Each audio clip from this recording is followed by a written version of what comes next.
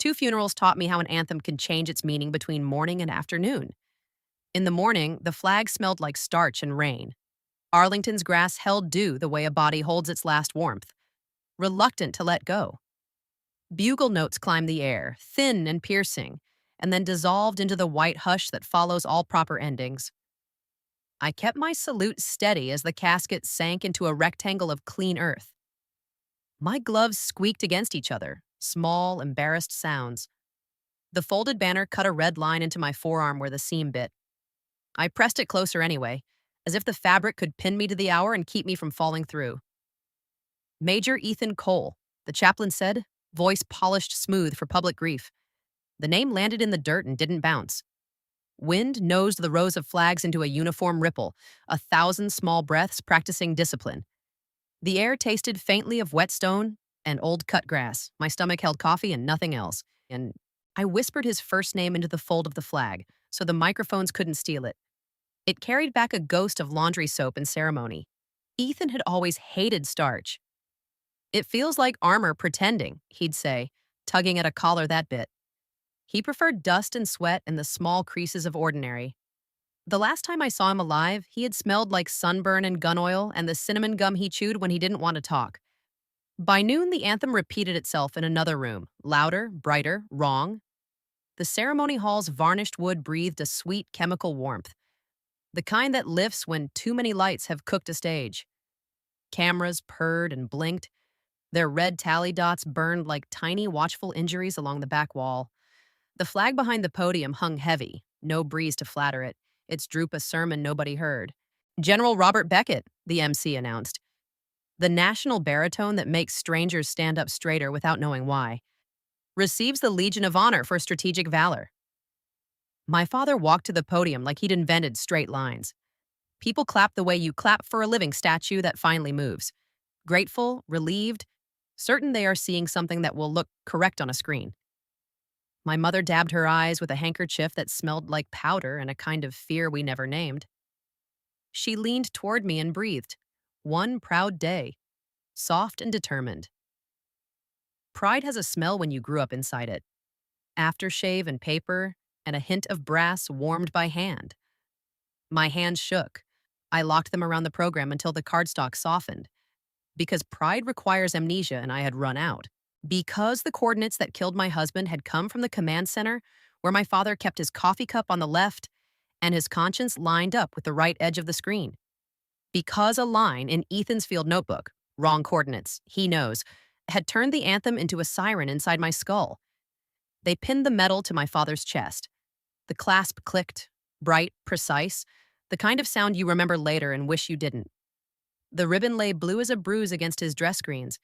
He looked like the painting that would hang in a hallway I no longer wanted to walk. He cleared his throat.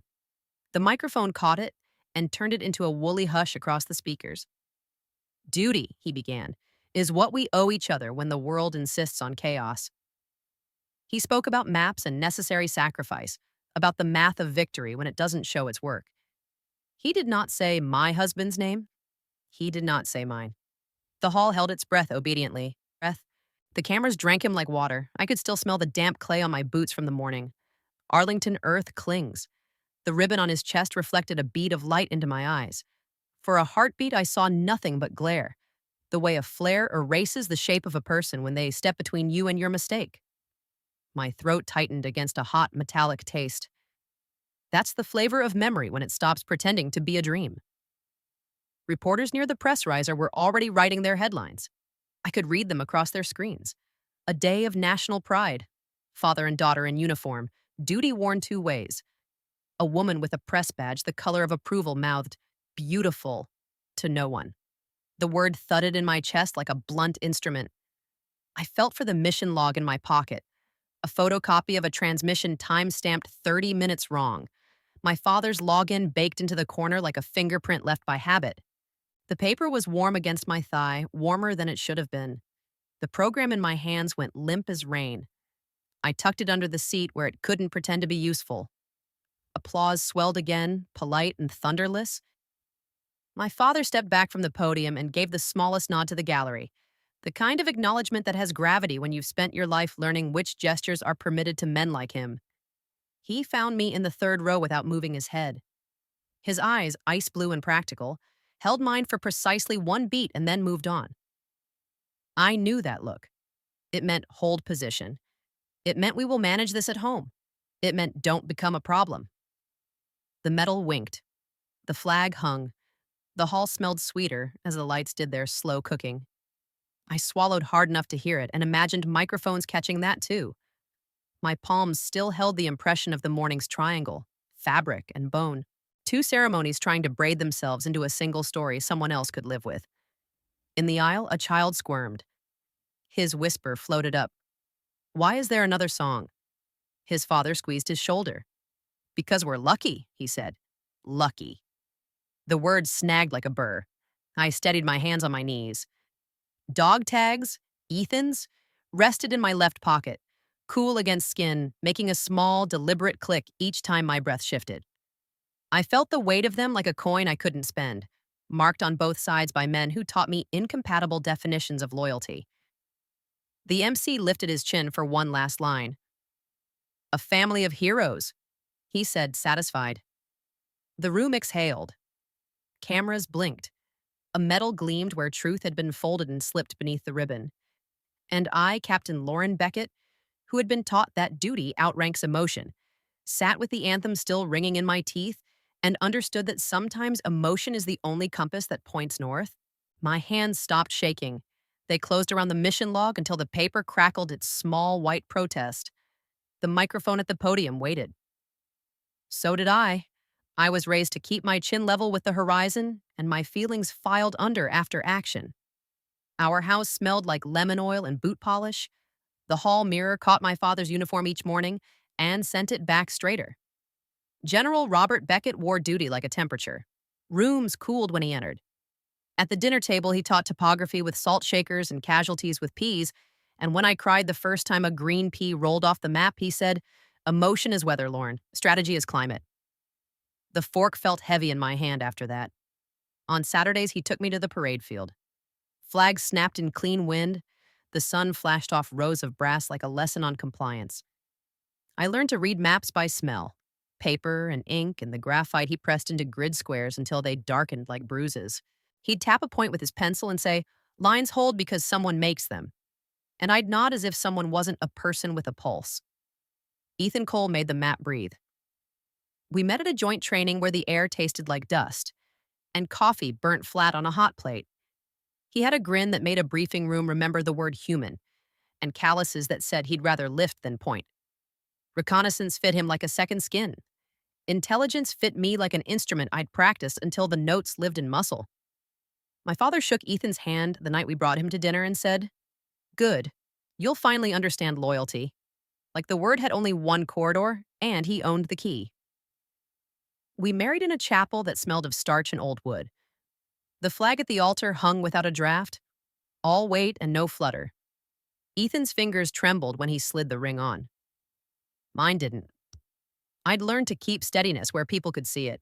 When the chaplain said honor, my father's breath snagged and then obeyed. After the receiving line, Dad pulled Ethan aside with a hand on his shoulder, the gesture spare and proprietary. "My daughter knows duty," he said. "Make sure she keeps it." Ethan nodded, jaw tight, then winked at me over my father's shoulder like a man who understood two languages and would try to translate. We deployed into the same war from different doors. He wore dust and sun and the metallic tang of gun oil. I wore humidity from server rooms and the mutter of encrypted feeds. In the CIF, the air conditioning breathed a steady cold. Screens glowed their patient blues while I stitched coordinates into meaning. Ethan's voice over a sat line came in sanded thin but warm enough to thaw my shoulders. "Tell your father his plan works in the field," he'd say, half joking, half pleading. I'd answer, "Tell him yourself," and we'd both let the silence fill with what we meant. Come home. My father planned the campaign like a man laying track he never expected to ride.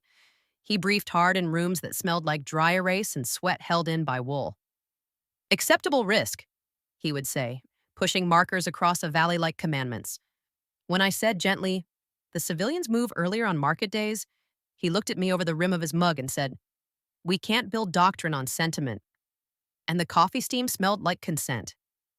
Ethan came home from the first push with sunburn kissing his nose and a cut across his knuckle from a stubborn latch. He fell asleep on our couch with his boots half off and snored into a cushion that smelled like last week's laundry. I sat on the floor beside him and mapped his breath to the streetlight stripes on the ceiling. 4 beats in, hold, 4 beats out, as if counting could keep the world arranged. He woke, turned his head, and found my hand. "You make it honest," he said, squeezing once. I shrugged. "I make it clear." He smiled. "Make it. Same difference when it's you." The second push carried a hum I didn't like. The feeds ran hot. The mission brief arrived with a tone you learn to mistrust. Too few variables on paper, too many in the air. Operation Halberd. My father's name stamped on the top line like a verdict. He adjusted his collar before the briefing, a small, habitual thumb sweep that meant he'd already said yes to a compromise. "Victory requires sacrifices," he said, soft enough to feel private and loud enough to be remembered. "You don't always get to choose who pays." Ethan shipped out with grit at the corners of his grin and cinnamon gum tucked in his cheek. "Back in a week," he said, slinging his ruck while the dawn made the flight line look honest. I hooked a finger in his vest, felt the fabric bite, and let go. "Back when it's right," I said. He kissed my forehead in a way that still felt like permission, and I pretended not to notice. The operation collapsed in a soundless graph. Green dots turned gray on my screen. A feed stuttered and died. A static hiss replaced a voice I knew. The mission log updated itself with bureaucratic clarity. Strike executed at 0430 Z, collateral under review. Underneath, a login authentication blinked. R. Beckett, 30 minutes early. My stomach dropped the way elevators do when the cable thinks too hard. I printed the page because my hands needed paper to argue with. Ethan didn't come back. My father did. Unruffled suit, careful eyes, the faint scent of jet fuel and aftershave that had memorized his schedule. He found me in the hallway outside a meeting and said, with no prelude, "The valley took him," as if terrain could learn malice. I said nothing because anything I gave that moment would have broken into pieces I couldn't afford. He reached for my shoulder, thought better of it, and let his hand fall. The gesture half made and half remembered. At home, the flag they sent was folded with a precision that irritated me. The house smelled like starch and lilies, neighbors' good intentions and vases I hadn't known we owned. I sat on the rug with Ethan's footlocker and opened it to the chemical sigh of canvas and dust. His field notebook slid into my lap like a relic. Inside, a sketch of the valley where lines met badly, and one line, written hard enough to emboss the next page, wrong coordinates. He knows. The words raised under my fingertip like braille that refused to be misunderstood. I traced the transmission log with a pencil until the times lined up and the room tipped. HQ had issued the strike 30 minutes early. My father's login authorized it. The date stamp ran clean through the paper like a knife. I put my finger over his initials as if skin could erase ink. When I went to his office, the air carried old coffee and the hum of machines we pretend are neutral. He stood at the window watching the flag on the headquarters pole hang in still air. No wind to absolve it. "War needs scapegoats, Lauren," he said without turning. "Don't become one." "Ethan wasn't a scapegoat," I said. My voice came out calm, the kind of calm that snaps rope. "He was a man who asked you to wait 30 minutes. He faced me then. The metal rack over his heart caught a ribbon of light, and for a second I tasted the varnish of that ceremony hall months earlier.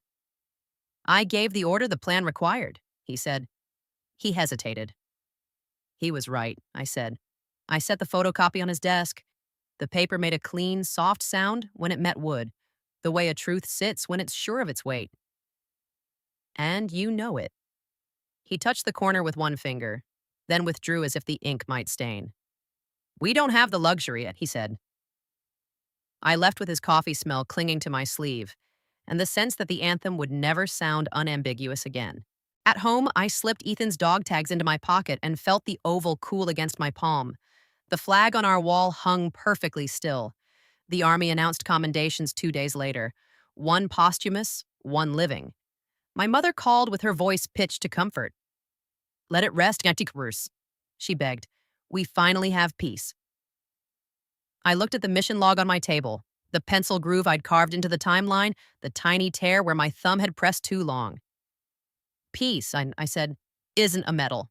It's a sentence you can live with. That night, I drove to Colonel Maya Hughes's house with a notebook under my arm. Her porch light made a half moon on the steps. The screen door creaked like old truth. Maya smelled like jasmine tea and printer toner. She took the papers without ceremony, slid on her glasses, and said, "Let's see what the machine thinks it got away with." We sat at her dining table until the wood warmed under our elbows. The decrypted feed showed Ethan's voice, steady, urgent, asking for delay. My father's voice, cool, clipped, saying, "Proceed." The explosion followed, like a period written by a man who likes short sentences. I pressed my thumb so hard into the table's edge that it left a crescent. Maya touched my hand once, brief, precise, and said, "You know what you have to do." I did. The anthem in my ear had changed key. The metal in my father's future felt heavier than he could carry. And the only compass I trusted now was the one that remembered Ethan's last word before the blast and refused to let it be silence. Ethan's footlocker gave the same small breath each time I opened it, the canvas sigh of places that don't forgive. I laid his field notebook on the table and felt the paper's rough tooth under my thumb. The apartment held the kind of quiet that makes you notice electricity. The refrigerators hum, the radiators tick, the low burr of the street beyond the glass. I flipped to the page I couldn't stop returning to, a valley sketched in pencil, ridgelines notched like ribs, and one line pressed so hard it ghosted the next sheet. Wrong coordinates. He knows. The pencil had dug a shallow trench. I traced it until the groove warmed under my skin. Then I spread the mission log beside it, the ink still smelling faintly of toner and caution. Times lined up like teeth. 4:30 OZ. Strike executed. 30 minutes early. Authentication in the lower corner, R. Beckett. My father's initials sat there like a stamp that believed in itself. I pinched the bridge of my nose until stars flared. The room blurred, steadied. I opened the encrypted feed Colonel Hughes had decrypted, the speakers breathing a soft, woolly hiss before voices arrived. "Request delay," Ethan said. Calm, clipped. My husband speaking like a man threading a needle in wind. Civilians still in corridor. "Proceed," came my father's voice, low, decisive. The word landed like a gavel. "Negative. We can shift." Ethan started. "Proceed." The explosion wrote its own punctuation. I printed the audio transcript because my hands needed something that would resist. Paper rasped. The toner's heat sang out of the tray for a second and then faded. I slid the pages into a folder and felt the cardstock bite my palm. My breath sounded too loud. The folded flag on the bookshelf watched, blue and patient. I drove to headquarters on autopilot. The base road smelled like hot tar and jet fuel. The checkpoint guard's scanner beeped twice, compliant and bored. In my father's office, the air tasted like old coffee and the lemon oil he insisted the aides use on his desk. The blinds cast careful stripes on the floor, prison bars for sunlight. He didn't turn when I entered. He had a way of letting you arrive without granting you audience. Through the window, the post flag hung heavy, no breeze to perform with. I set the folder on the desk. The sound was soft and final. "Lauren," he said, still watching the window. "You shouldn't be here." "I should," I said. My voice surprised me, flat, clear. "You authorized the strike 30 minutes early." He glanced down at the corner of the page, at his own initials, then up at me. His face didn't move. His pupils did. "We adapt to the fight," he said. "I made a call." Ethan asked for delay. I slid the transcript forward until his knuckles touched the paper. He saw civilians. "War needs scapegoats," he said quietly. The sentence came out practiced, like a prayer he'd test-driven in a mirror. "Don't become one." The office smelled suddenly like hot dust over a radiator, dry, throat-stinging. "He wasn't a scapegoat," I said. "He was a soldier who told you to wait." "He hesitated," my father replied. 2 words. Blunt instrument. "He was human," I said. He turned then, the metal rack over his heart catching a thin bar of light. The ribbon colors looked loud in this close air. "Emotion clouds judgment, Lauren. You know this." "Emotion isn't fog," I said. "It's a barometer. Mine says storm." His jaw tightened. You'll wreck your career.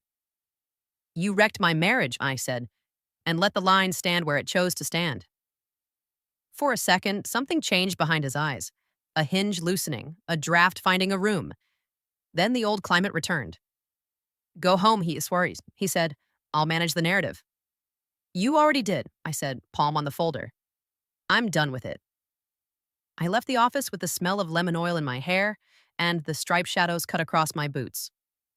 In the corridor, the portraits watched with varnished certainty. My mother texted, let it rest. Colonel Hughes texted, bring it. I folded the transcript once, clean, and slid it inside my jacket where the heat of me would keep it alive. Outside, wind finally found the post flag. Cloth lifted, fell, lifted. Like breath learning a new pattern. I closed my eyes and heard Ethan's request delay again, the way he'd asked for grace in a language that doesn't give it easily. When I opened them, the ceremony hall across the parade ground flashed in the sun. Polished wood, microphones waiting, a metal ready to weigh what it couldn't bear. The date for the commendation had been set. The cameras would be there. So would I. I looked down at my hands. They had stopped shaking.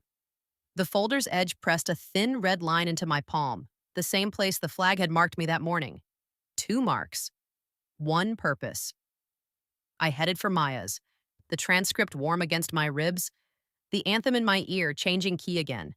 Away from pride, toward confession. The commendation orders arrived on thick paper that smelled like a courthouse. Clean, officious, ready to outlast the living. 1 posthumous, 1 living. Ethan's name engraved into a sentence that made him smaller. My father's into a sentence that made him stone. The seal's raised edge rasped my thumb. I set the letter beside the folded flag and watched their corners try to align.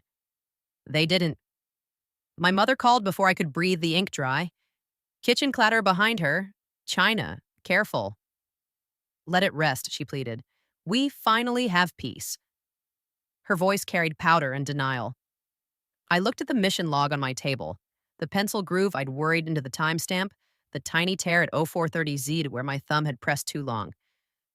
Peace, Renee said, isn't something you put on the wall. It's something you can say out loud without choking. She exhaled through her nose, the sound of a door not opening. He's your father, she said. He's your husband, I answered. And we set the phone down between 2 incompatible loyalties and called it a day. I drove to Maya's with the transcript under my jacket and the flag's edge warm against my ribs. Her porch light threw a clean circle on the steps. Jasmine from the hedges sweetened air that otherwise smelled like printer toner and evening. Inside, she'd cleared the dining table to wood. No placemats, no flowers, just a laptop, a portable drive, a coil of cables like a black vine waiting to climb truth. Give me your ghosts, she said. We started with the raw feed. The speakers woke with a low, woolly hiss, then found voice. Ethan's steady but urgent. Request delay. Civilian still in corridor. His breath rode the consonants like a man pacing while he spoke. You could hear grit under his boots, wind at the mic. Small, real weather. Proceed, my father answered. The word arrived even, clipped. As if control could sterilize consequence. Negative. We can shift to Ethan tried. Proceed. Maya split the channels, lifted a layer of crowd noise until the hallway screen door at HQ clicked. And there, under it, the soft scrape of ceramic on wood. My father setting his coffee cup down. Habits betray us. She rewound 3 seconds and let me hear it again. Click, proceed. Boom. Angle? She asked, already tabbing. I slid Ethan's field notebook across, the sketch of the valley grimed with a thumbprint I'd never bring myself to clean. She matched the ridgelines against the drone angle and overlaid the timing. The valley filled the monitor, bleached in sun, edges quivering where heat lifted. In the lower left, a flick of movement. 2 figures cutting across the corridor, one stooping, one small. Civilians, Maya said, not like a guess, like eyesight. She zoomed a fraction. A headscarf bright as a flag in an honest wind. The flare marker pulsed like a metronome that had decided to lie. We pulled the ground net. Ethan again. Request delay. Then a voice from the Tiok, Hale's old adjunct, muffled, "General online." My father's voice formalized, gained a layer of brass. "Execute," he said. The vowels didn't touch anything soft. The consonants did the work. Maya leaned back, eyes on the waveform's quiet mouths where a human should have been. "We can authenticate chain," she said. "Your father's login is baked into the root change.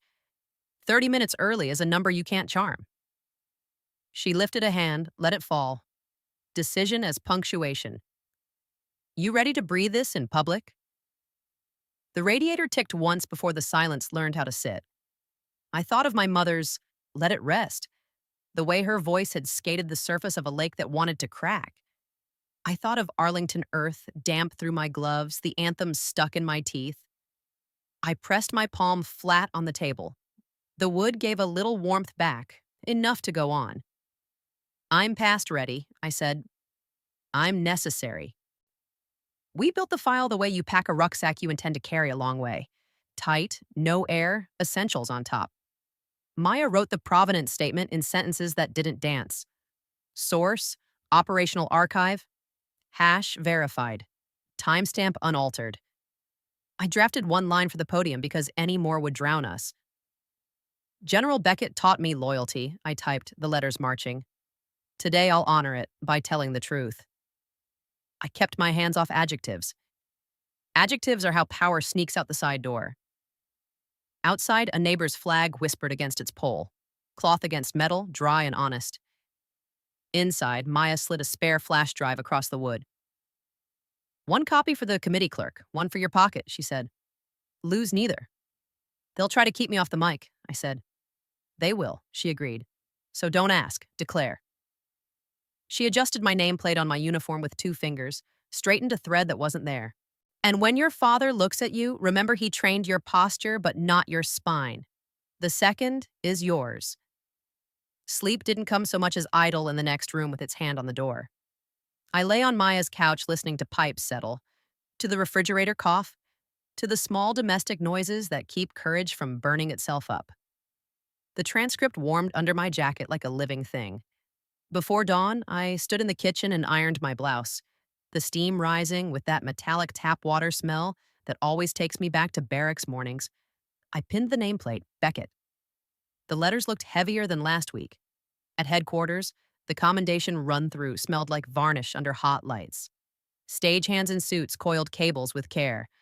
A staffer spritzed the podium like polish could help words misbehave less. My father rehearsed a handshake with a junior aide, their palms meeting in practiced gravity. He didn't see me at first. When he did, his nod was a cut. "Hold." I shook my head once. "No."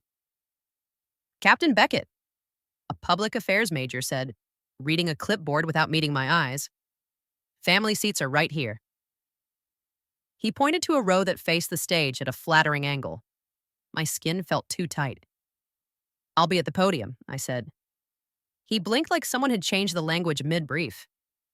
"You're not scheduled to—" "I am now."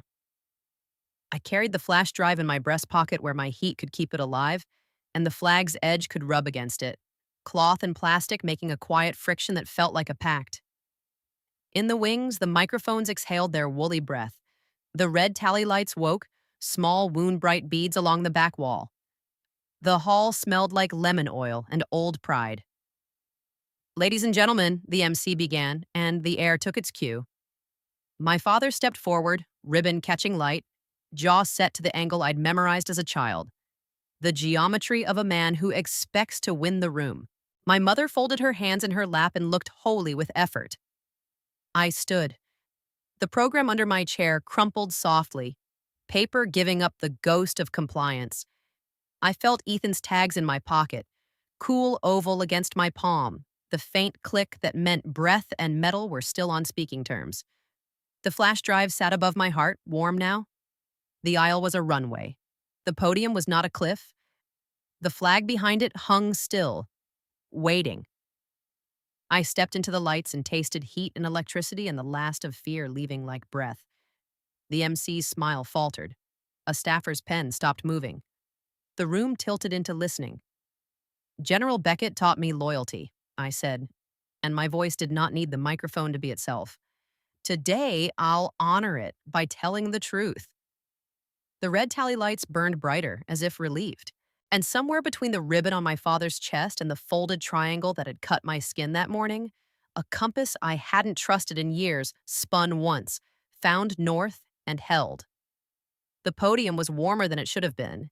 Heat from the lights, heat from hands that had steadied speeches into lies. The lacquer gave off a faint, sweet smell, like lemon oil waking under pressure.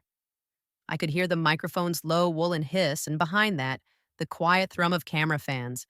The red tally beads along the back wall burned like a line of small, watchful injuries. "Captain," the MC tried, a palm hovering between me and the mic, the paper script sighing in his other hand. "I'm speaking as his daughter and as an officer," I said. "Both owe the same thing." A ripple moved through dress cloth and ribboned programs.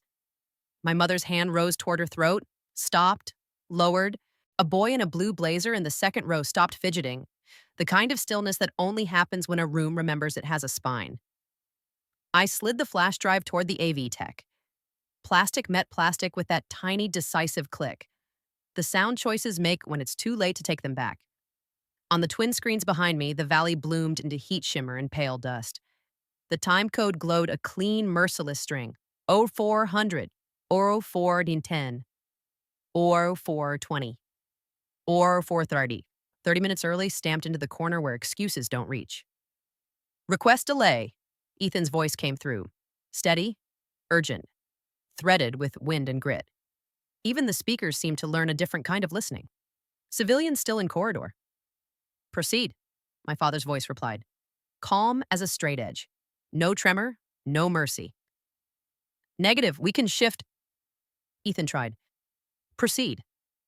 The blast erased the picture. The speakers flattened it to an ugly clip, the kind of sound modern gear makes when it refuses to be complicit in realism. Then the silence that follows a bad decision when it realizes it has to live with itself. A coin slipped somewhere in the seats and rang on tile. Someone breathed too sharply and then didn't dare again. I let stillness do a full lap of the room before I spoke. "My husband asked for 30 minutes, I said. He asked for breath in a room that had already chosen to suffocate. "Captain Beckett," the public affairs major began from the side table, voice pitched to authority and apology. "General Beckett taught me loyalty," I said, eyes moving from the crowd to the cameras, "because sometimes the country needs to catch itself in the act of seeing. He taught me the lines we hold, and the cost. Today I hold a different line." I turned to my father. The metal on his chest caught a bead of light and threw it sideways into my eye. For a second, all I could see was glare. The same blank white a flare makes when it eats a person's outline. "Sir," I said, giving him the courtesy he built into me, "the strike executed 30 minutes early under your authentication." He didn't flinch. He'd trained his muscles out of that reflex long ago. "I made a call," he said. 4 words, filed smooth, rehearsed enough to travel in sleep. "It was wrong," I said, "and you knew." The room found a new kind of quiet. You could smell the heat from the lights now, a faint electrical tang under the lemon oil. In the third row, a general shifted, and leather creaked like an old confession. My father lifted his hand, not to stop, not to point. Slowly, precisely, he found the clasp of the Legion of Honor, and the tiny snick of the catch came like a delicate obscenity. He removed the metal from his own chest.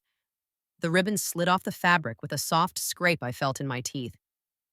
He set it on the podium between us. Metal on lacquer. A bead of light rolled, stalled, died. No one clapped. No one coughed. A veteran in the back row stood deliberate and raised his hand in a salute, not to rank, but to correction. Another rose, then a staff sergeant by the door, then my mother, ramrod and shaking, and held her hand flat and perfect. The room did not applaud. It stood. Sleeves whispered. Chair legs knocked once, twice, then stilled. Respect arranged itself like geometry. "I won't take it," my father said. Not to me, not to the cameras.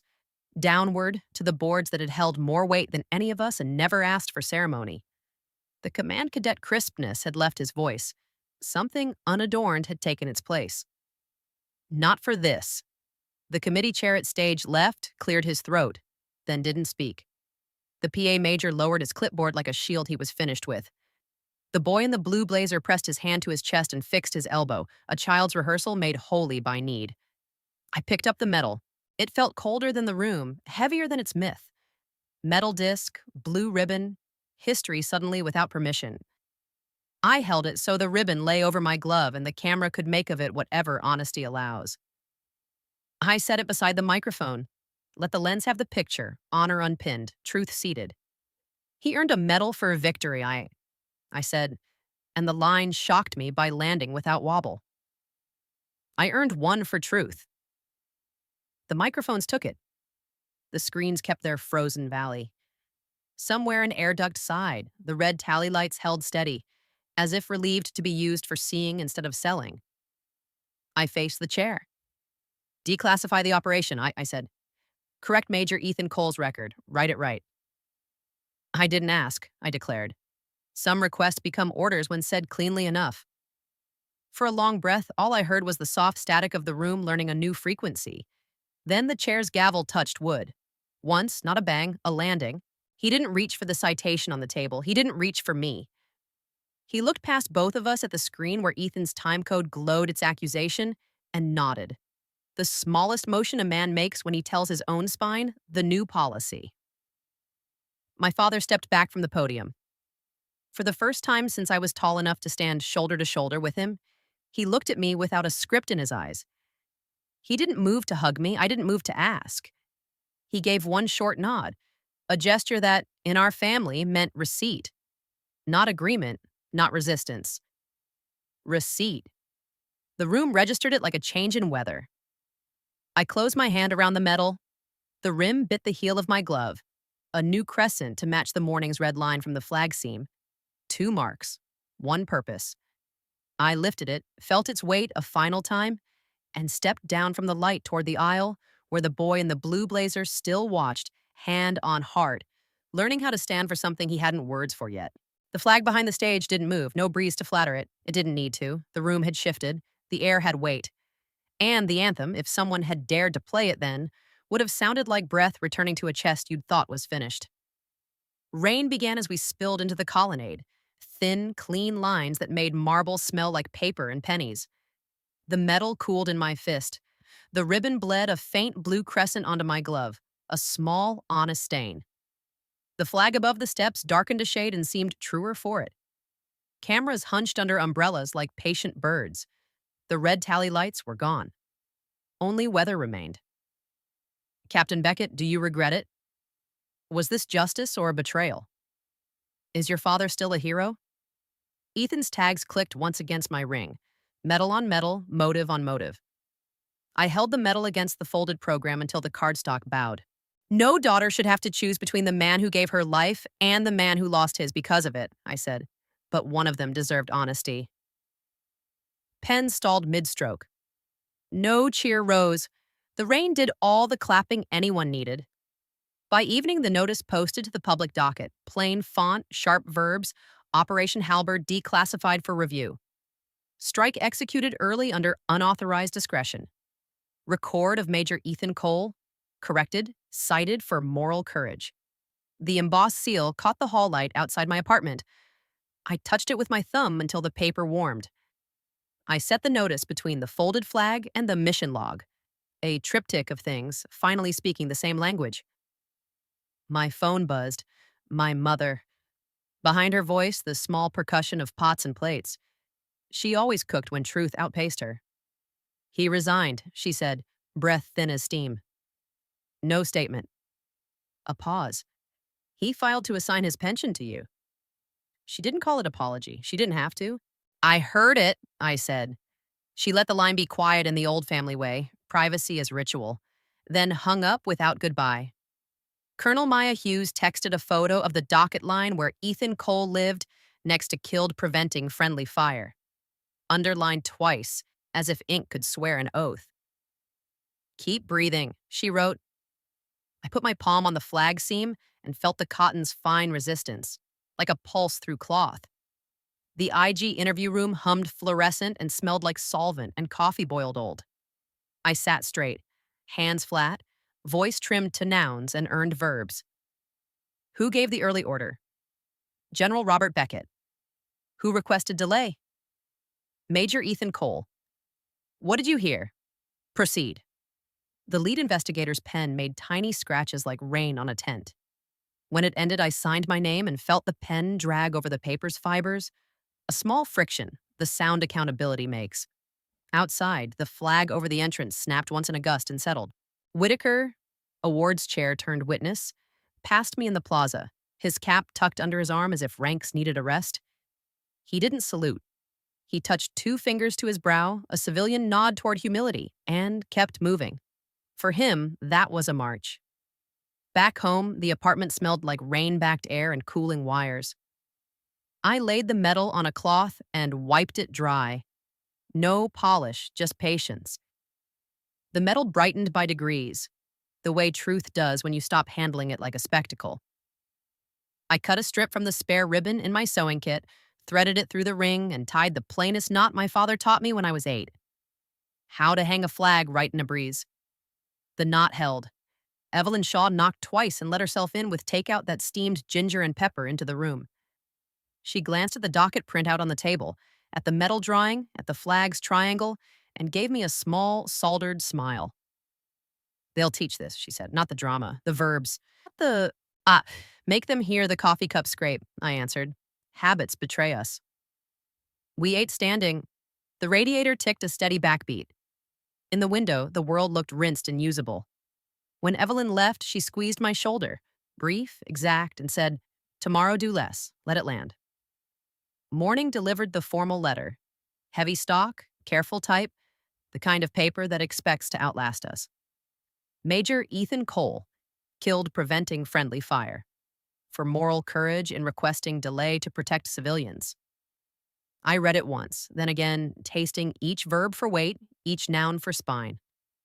I slid the letter under the flag and rested the metal on top. Metal, paper, cloth, 3 textures braiding into a single sentence. The inquiry's interim findings hit at noon.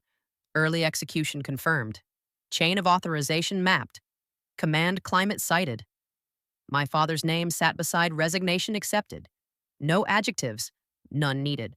My mother texted a photo, his study, the desk bare save for a folded legal envelope and a ring of coffee on wood where the mug had always lived. He left it clean, she wrote. I stared at the ring, brown on oak, and imagined it the size of a decision. I drove to Arlington near dusk. The road smelled like wet leaves and warm brakes. 2 rows apart, the grass grew at different speeds.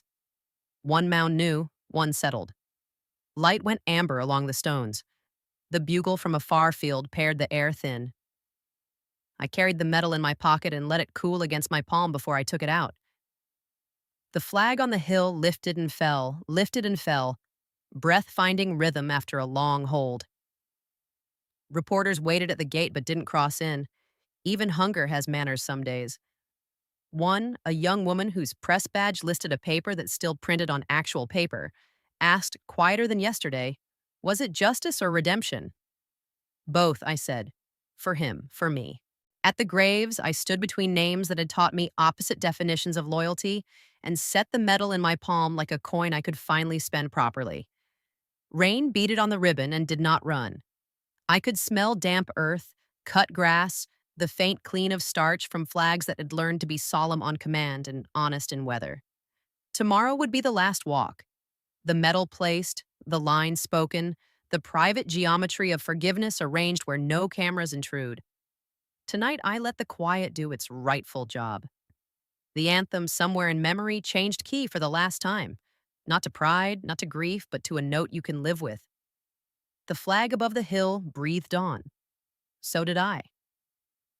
Dusk gave Arlington a soft workman's light. No romance in it, just enough to see what mattered. The grass held yesterday's rain in 100 quiet beads. When I stepped off the path, water climbed my boots and cooled the leather. Air moved slow, smelling of damp stone and starch. 2 markers waited, my husband's and 2 rows over, my father's. Names sharing a wind. I stood between them with the metal in my palm. The ribbon was darker now, the blue deepened by weather. the metal cool as a coin you've kept too long in your fist. For a moment, I heard two voices in one breath. Ethan, request delay. My father, proceed. The space between those sentences had been my life for a year. I set the metal down in the grass and split the ribbon with a pocket knife. One clean cut. Threaded each half through the ring again and tied them into two small knots. Two lengths, one circle. One for truth, one for forgiveness. I laid it gently on the ground, equidistant from both stones, the way you place a truce where you can watch it from either side. General Beckett taught me loyalty, I said into the light that didn't ask for drama. Ethan taught me conscience. My voice didn't echo. It didn't need to. The hill knew how to keep sentences. A breeze nosed the flags.